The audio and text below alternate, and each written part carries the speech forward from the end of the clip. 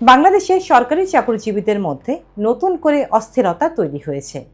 নবম জাতীয় বেতন কমিশনের সুপারিশ অনুযায়ী নবম পে স্কেলের গেজেট প্রকাশ না হওয়ায় মাঠে নেমেছেন সরকারি কর্মচারীরা।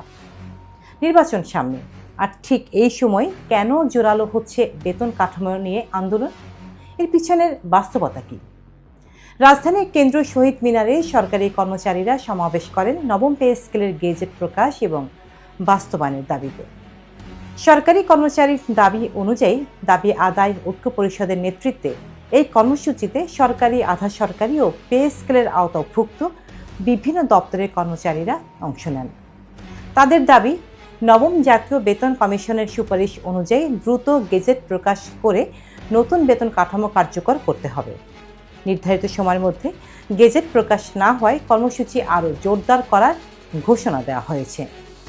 সরকারি কর্মচারীদের সংগঠনগুলো বলছে তারা শান্তিপূর্ণভাবে এবং শৃঙ্খলা বিধির মধ্য থেকেই আন্দোলন চালাচ্ছে, কিন্তু সরকারের পক্ষ থেকে দৃশ্যমান অগ্রগতি না থাকায় দেশব্যাপী কর্মবিরতি এবং সমাবেশের মতো কর্মসূচিতে যাচ্ছে।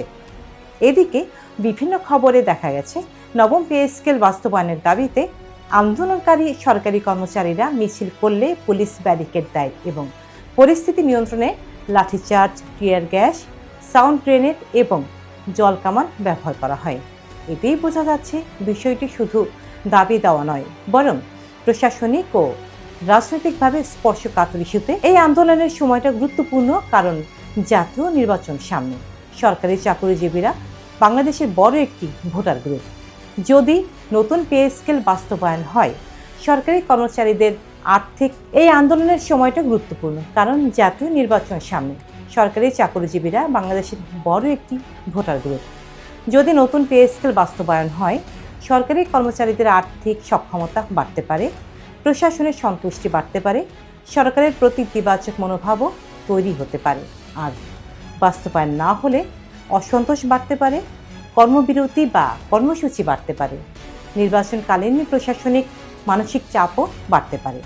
নির্বাচনকালীন প্রশাসনিক চাপ বাড়তে পারে। বিশ্লেষকরা মনে করেন বেতন কাঠামো সব সময় রাষ্ট্রের অর্থনীতি, রাজনীতি এবং প্রশাসনিক স্থিতিশীলতার সঙ্গে সরাসরি সম্পর্কিত। নতুন পে স্কেল মানে যে শুধু বেতন বাড়ানো তা কিন্তু নয়, এটা সরকারের ব্যয়, বাজেট, মূল্যস্ফীতি ও অর্থনৈতিক ভারসাম্যের সঙ্গে জড়িত। একদিকে কর্মচারীরা জীবনযাত্রার খরচ বাড়ানোর কথা বলছে, অন্যদিকে সরকারকে হিসেব করতে হচ্ছে এই বেতন কাঠামো বাস্তবায়ন করলে রাষ্ট্রীয় ব্যয় কত বাড়বে। সব নিয়ে নবম পে স্কেল এখন শুধু প্রশাসনিক সিদ্ধান্ত নয়, এটি অর্থনীতি, রাজনীতি ও নির্বাচনের আগে জনমতের গুরুত্বপূর্ণ ইস্যুতে পরিণত হয়েছে। আগামী দিনে সরকার কি সিদ্ধান্ত নেয়, সেটাই নির্ধারণ করবে এই আন্দোলনের ভবিষ্যৎ এবং প্রশাসনের অভ্যন্তরীণ স্থিতিশীলতা।